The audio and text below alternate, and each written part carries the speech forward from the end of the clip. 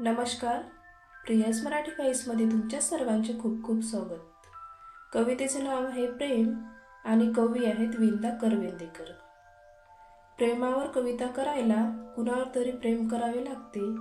प्रेमावर कविता करायला कुणावर तरी प्रेम करावे लागते.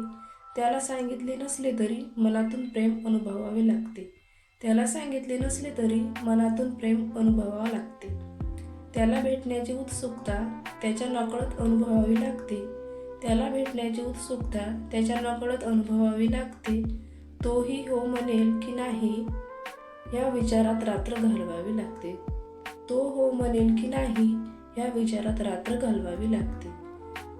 त्याच्यासाठी गुलाब तोडताना फांद्यांनी घायल व्हावं लागते. त्याच्यासाठी गुलाब तोडताना फांद्यांनी घायल व्हावं लागते. इश्काची आग त्याच्या नकळत त्याच्या हृदयातही पेटवावी लागते. इश्काची आग त्याच्या नकळत त्याच्या हृदयातही पेटवावी लागते.